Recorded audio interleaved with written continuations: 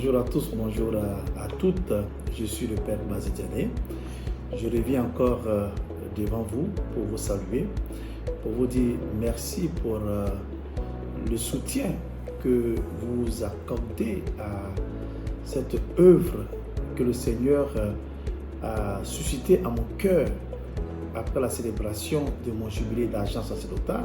Vous vous souvenez, j'ai pris l'engagement devant Dieu et devant les hommes, parce que cela me revenait, de mettre en place des structures, des fondations pour permettre à toutes ces personnes qui ont été, je pourrais dire, desservies par la nature, desservies par l'histoire, qui ont perdu en cours de route leur papa, le pilier de leur vie, de permettre à toutes ces personnes qu'on appelle orphelins, de permettre à tous ces enfants, à toutes ces composantes de la population de reprendre ou de revivre le cours normal d'une vie.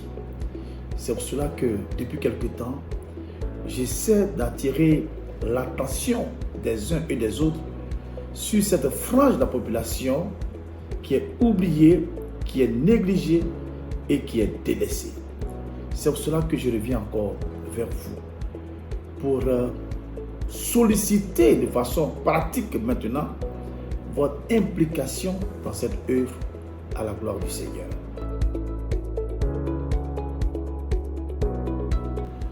Alors, beaucoup me posent la question, pourquoi est-ce que j'ai quitté mes fonctions de curé? Oui, c'est vrai, c'est de façon momentanée. Je reste prêtre. Ça, je le dis toujours parce que jusqu'aujourd'hui, il y en a qui pensent que je ne suis plus prêtre. Non, je suis prêtre. Prêtre de Jésus-Christ à jamais, ça me plaît très bien, le ministère me plaît très bien. Mais il se trouve que, aujourd'hui, malheureusement, en Afrique, on n'est pas très sensible au volet social. Et donc, j'ai besoin du temps pour sortir de la Côte d'Ivoire, pour aller chercher des partenaires pour nous aider à réussir cet ambitieux projet. Et donc, je dis merci vraiment à notre évêque qui a compris la situation, qui a compris la paix du Seigneur. Ce n'était pas évident, hein? Mais qui a compris la paix du Seigneur que je ressentais véritablement, parce que je suis engagé au cœur de la vie pastorale et je vois des situations d'incongruité. Des enfants qui sont avec nous, des parents qui sont avec nous, des femmes qui sont avec nous. Dès qu'elles perdent leur époux, c'est l'hécatombe. Elles sont abandonnées et elles sont délaissées. Et elles et les enfants. Je dis encore que les femmes peuvent bien souvent se débrouiller, mais les enfants ont besoin d'apport, ont besoin de manger, ont besoin d'aller à l'école, ont besoin d'un minimum de confort, surtout que leur vie ne change pas, parce que bien souvent, ces enfants ont un petit confort, puis dès que le papa meurt, c'est la catastrophe. Et donc, j'ai demandé cette année spéciale pour aller partout, pour faire la sensibilisation, pour faire des conférences, pour organiser le dîner gala, pour avoir les moyens, parce que ça coûte cher. Ça coûte cher, ça faut le dire, ça coûte cher de prendre en charge un enfant. Et surtout, à l'heure où je vous parle, nous sommes dans les statistiques à près de 65 à 66 enfants. Tenez-vous bien. Ce n'est pas du jeu. Bon, on ne peut pas vous donner le nom publiquement comme cela, ni montrer des photos. Mais je voudrais quand même qu'on puisse croire à ma bonne foi. Et moi, je dis toujours qu'il y a quelque chose qui plaide pour moi. Ça, je le dis modestement. J'aurais pu prendre cette grosse voiture et puis bon, voilà, je roule bien. Mais si j'ai accepté vraiment de convertir cela en un don qui va rester pour l'histoire, une œuvre pour aider ces enfants à aller à l'école, à aussi fréquenter dans les grandes universités, c'est pour montrer ma bonne foi. Et c'est vrai, je suis de bonne foi. Et donc, à l'heure où je vous parle, nous sommes à peu de 60, et ça ne fait que continuer constamment. Je reçois des appels et des appels à l'aide.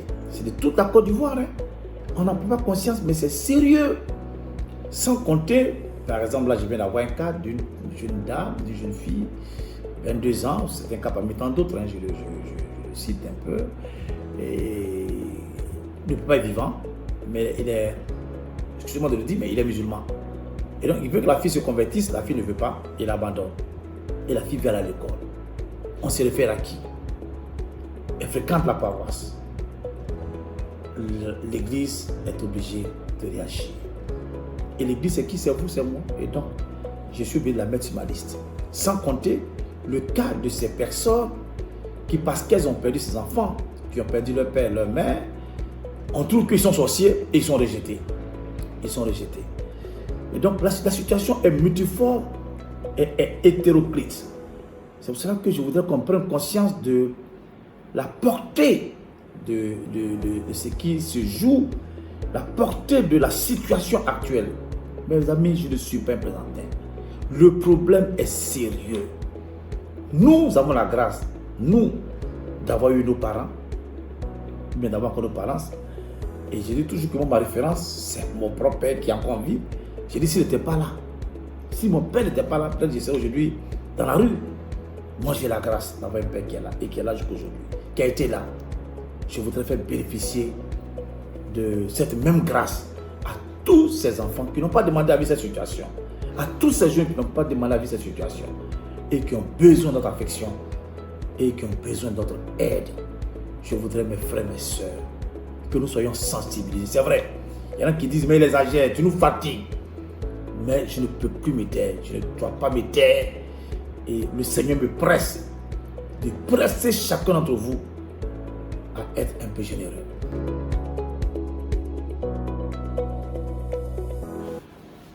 On me demande où je vais résider. Mais je vais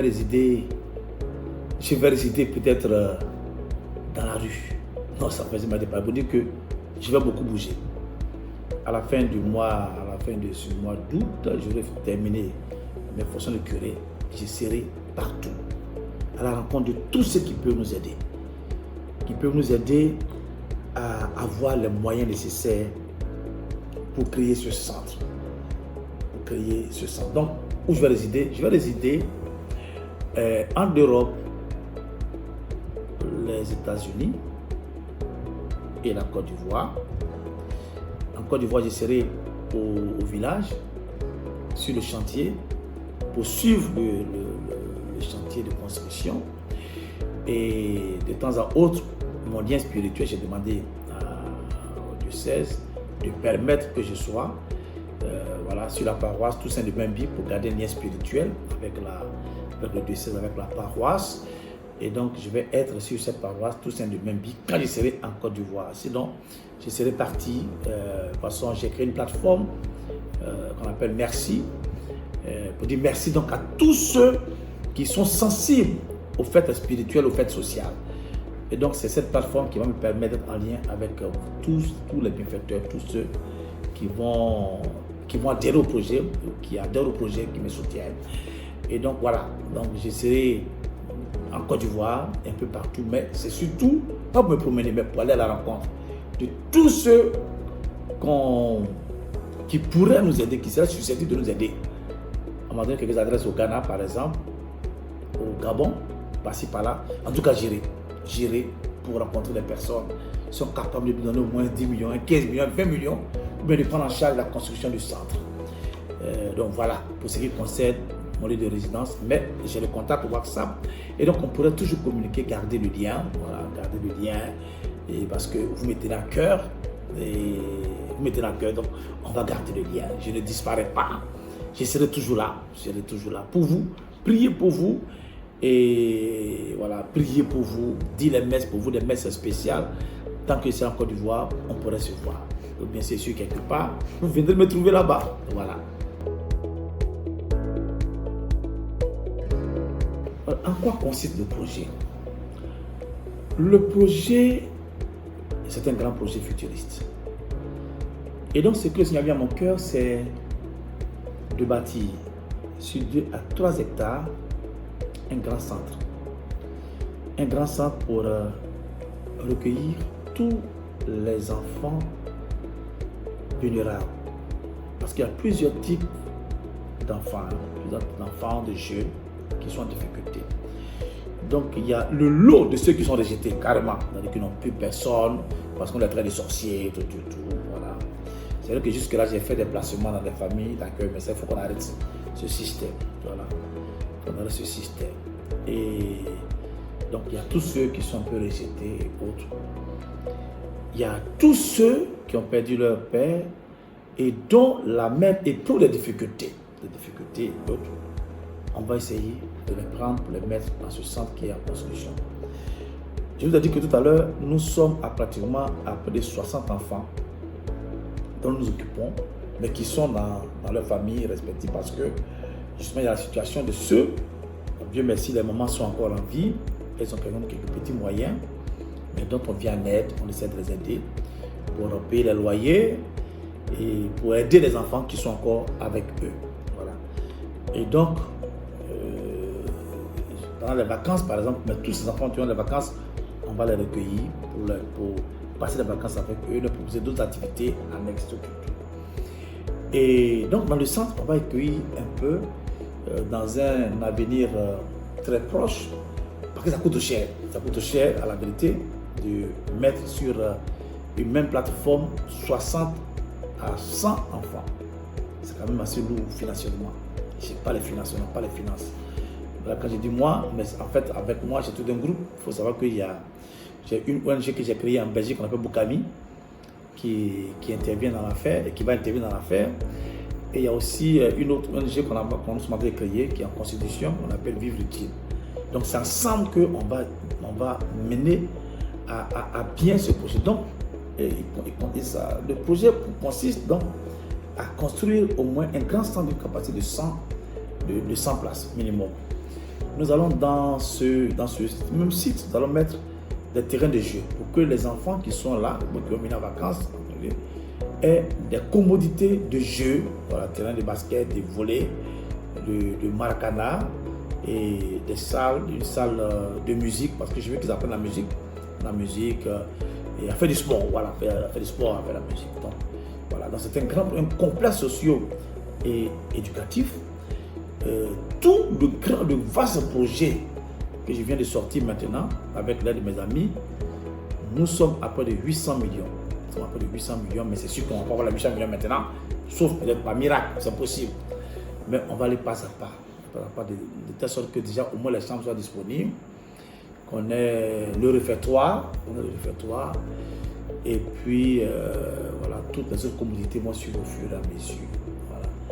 Donc aujourd'hui, il s'agit de construire donc, ce centre socio-éducatif pour accueillir tous nos enfants et leur donner les mêmes chances de réussite dans la vie que tous ces enfants qui ont leurs parents, leur soutien encore en vie.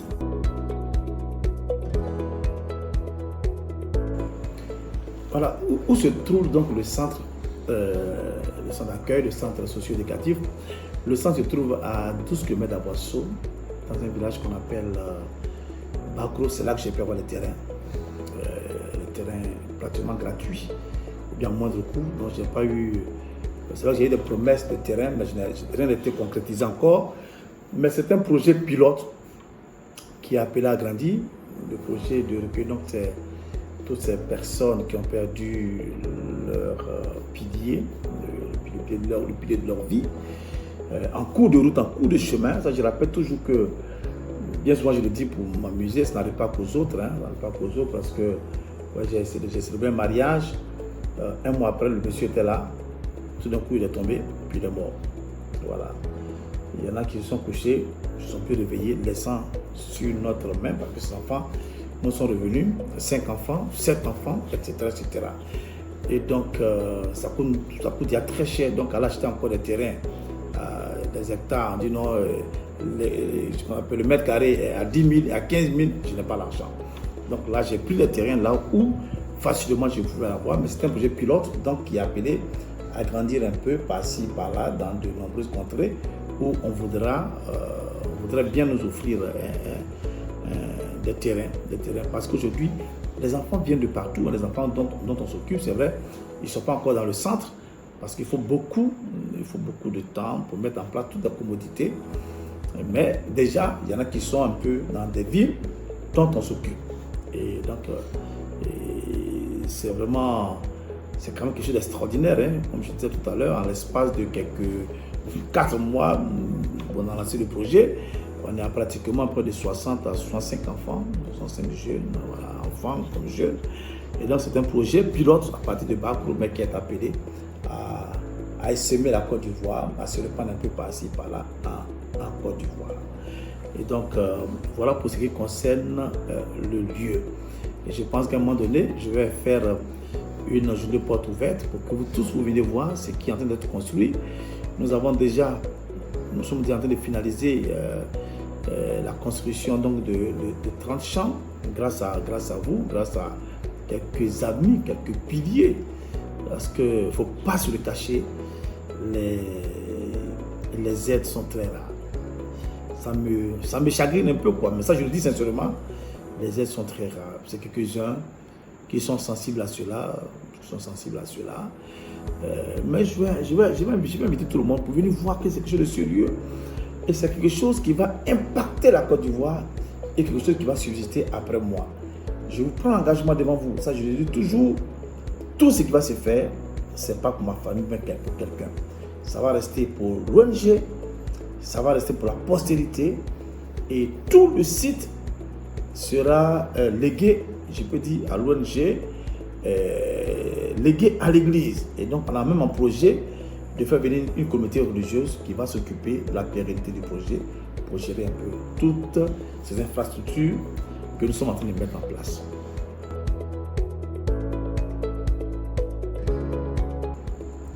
Je voudrais maintenant pour l'appel que je voudrais lancer, parce que je dis beaucoup de choses, je parle, ça fait 2-3 mois je parle, mais je ne vous cache pas que je n'ai pas plus de 10 bienfaiteurs. 10 personnes qui réagissent pour dire mon père, voilà quelque chose pour les enfants. Quand je fais le décompte, je vous le dis sincèrement, on n'est pas plus de 10. C'est curieux. Je dis toujours que ça n'arrive pas qu'aux autres. C'est pas pour dire que, mais ça n'arrive pas qu'aux autres. Je dis, et c'est ça qui me motive à dire, il faut que, c'est comme une assurance. Parce que demain, on ne sait jamais. Tu vas voir un frère qui est dans la même situation, qui perd, ton frère qui décède. Je touche du bois, je touche vraiment, c'est mal de parler. Mais tes enfants sont sous tes bras. Et tu fais quoi? Tout à l'heure, même avant cette émission, il y a un papa qui m'a dit, mais voilà, j'ai combien d'enfants sous mes bras? Parce que, voilà, j'ai perdu mon frère. Donc, ce sont des situations qui arrivent. Donc, il faut qu'on soit sensibilisé. Je vous en supplie, il faut qu'on soit sensibilisé. Donc, je pense que, trêve de commentaires, franchement, trêve de commentaires. Il y en a qui m'appellent, mon père c'est bien, bravo. Mon père c'est comment même, j'explique, je parle pendant une heure de temps après, ah c'est bien, bravo. Mais je vous dis que les besoins sont énormes. Et ceux qui me côtoient, ceux qui sont avec moi, ils savent combien de fois, entre guillemets, j'essaye. Et combien de fois je suis... Nous sommes hyper... Bon, c'est vrai, c'est moi qui suis la locomotive. Nous sommes hyper sollicités. Sincèrement, je sais que je vous embête, mais j'ai besoin de votre aide et de votre soutien. C'est pour cela que je suis en train de lancer maintenant l'appel à la souscription. Avec ce qui va apparaître maintenant tout à l'heure, va apparaître l'appel à la souscription. Pour que maintenant, on soit pratique. Soyons pratiques maintenant. J'ai besoin de dons réguliers. Mon frère, ma soeur, je te regarde droit dans les yeux. Au nom du Seigneur, je suis un prêtre. J'ai donné ma vie au Seigneur. Je me suis sacrifié pour le Seigneur. Mais pas parce que j'aime souffrir, mais pour faire du bien aux uns aux autres. Pour faire du bien à tous ceux qui souffrent. Je souhaite que tu puisses me rejoindre dans ce combat. Je te parle sincèrement maintenant, avec mon cœur. Je souhaite que tu puisses me rejoindre. Je demande tout simplement que chaque mois, tu acceptes, à partir de maintenant, en entendant cet élément, en écoutant cet élément, en regardant cet élément, au nom du Seigneur, laisse-toi être touché. Je demande tout simplement que tu me donnes ta dîme. 5 000. Mais une offrande particulière. 5 000, 10 000, 15 000 par mois, par semaine, mais par mois. Une 10 000 offrandes particulières pour participer à cette œuvre du Seigneur. Ne pense pas que tu donnes ça pour moi. Mes parents le savent. Souvent je le dis, s'il faut que je vende mes soutanes pour m'occuper de tous ces enfants, je le ferai. Ce n'est pas l'argent qui m'importe. Enfin, c'est-à-dire que je ne vais pas prendre l'argent pour m'habiller, mais non. Parce que les besoins sont énormes. La construction du centre coûte cher. La mise en place de toutes ces infrastructures coûte cher. Donner à manger à ses enfants coûte cher. Payer les loyers coûte cher. J'ai besoin d'une mobilisation de toute la Côte d'Ivoire. J'ai besoin d'une mobilisation de vous tous qui avez un cœur. Je vous en supplie au nom du Seigneur que chacun fasse l'effort. C'est vrai, les solliciter sur vos paroisses, sur tout. Mais on ne peut pas vivre sa foi en étant en l'air. Regardons devant nous. Ces enfants nous appellent. Ces jeunes ont besoin de nous. Ces jeunes ont besoin de nous. Les personnes en souffrance ont besoin de nous. Et on peut faire des choses extraordinaires. Si tu acceptes sincèrement de souscrire à cette opération, aider l'humanité, aider ces jeunes, 5 000 par mois, 10 000 par mois, prends l'engagement, s'il te plaît. Et on fera le compte rendu. De temps en temps, je vais vous appeler, on fera un compte rendu clair, vous allez voir, vous allez être fiers pour l'histoire. Les grandes choses ont commencé simplement comme cela. Hein. Moi, j'ai fait l'Europe, donc j'ai vu ce qui se passe en Europe. C'est pour cela que je capte un peu ce que je suis en train de faire sur l'Europe. Alors aujourd'hui, c'est vrai, ça, ici, on comprend très bien ce qui se passe. On dit, oh, le prêtre là, qu'est-ce qu'il fait? Parce qu'on pense que le prêtre doit être seulement dire la messe ou tout. Non. En Europe, ça existe. Voilà, il y a des prêtres qui sont dédiés pour des loupards. Il y a des prêtres qui s'occupent des prostituées. Il y a des prêtres qui s'occupent des pilotes, des médecins, etc. Moi, c'est pour une frange fragile, vulnérable de la population. Et donc, je souhaite qu'on ne puisse pas entrer dans les philosophies. Mes amis, je veux aider. C'est pour ça que je suis prêtre. C'est pour ça que 25 ans après, j'ai dit Seigneur, je veux aider. Que plus jamais la vie d'un enfant ne doit être modifiée parce qu'il a perdu son père. Je dis toujours que lorsque, aujourd'hui même, j'étais à la pouponnière d'Atiaké pour aller faire des dons avec des amis. Parce que là, quand tu perds ton papa tout jeune, voilà, bien, voilà, ça détaille, prend l'enfant, voilà, l'enfant tout petit, on prend. Mais quand l'enfant est en 6e, il y a aussi CM2, il va où? Qu'est-ce qui est mis en place pour l'aider? Ça n'existe pas, mes frères. Ouvrez bien les yeux, ça n'existe pas. C'est pour cela que je souhaite de tout cœur, ça je parle avec mon cœur, au nom du Seigneur, je voudrais que tu souscrives à cette opération. 5 000 francs par mois, 10 000 francs par mois, 15 000 par mois. Mes amis, je ne veux pas insulter quelqu'un, mais franchement, souvent, on dépense beaucoup, hein. Pour les funérailles, mais des dépenses incroyables. Pour des réceptions, mais des dépenses incroyables. Des bouteilles de champagne à 300 000 francs, à 500 000 francs. Des vins à 500 000 francs. Pour que on ne puisse pas être condamné par le Seigneur ou accusé par le Seigneur, il faut équilibrer tout ce qu'on fait, nos excès, par la charité. Je vous invite à la charité. Je vous regarde droit dans les yeux. Je dis maintenant, trêve de commentaires. Tu peux faire quelque chose. Et je voudrais que la base pour moi, c'est 5 000 francs. 5 000 francs. 10 000. 15 000 par mois. On va prendre vos contacts. Vous avez le papier qui est là devant vous, qui va s'afficher. Vous pouvez remplir, vous nous contactez. Vous avez un numéro à contacter. Le numéro de ma secrétaire particulière. Et puis on vous rendra compte. Donc aujourd'hui, c'est ça. Trêve de commentaires. Soyons pratiques. Je compte sur vous. Dieu vous bénisse. Que la main du Seigneur soit sur vous. Chers parents, frères et sœurs, je vous lance l'appel. Je vous tends la main au nom du Seigneur, prêtre catholique que je suis. Je vous lance l'appel. Et je termine en disant, vous connaissez des personnes qui peuvent nous aider. Vous avez des adresses. Contactez-moi par mon secrétariat. J'irai rencontrer ces personnes. Ce que je fais, c'est pour toi. C'est pour nous tous. Parce que quand un enfant réussit, c'est la joie d'une nation. C'est la joie d'un peuple. Je compte sur vous. Mettons-nous ensemble. Dieu vous bénisse.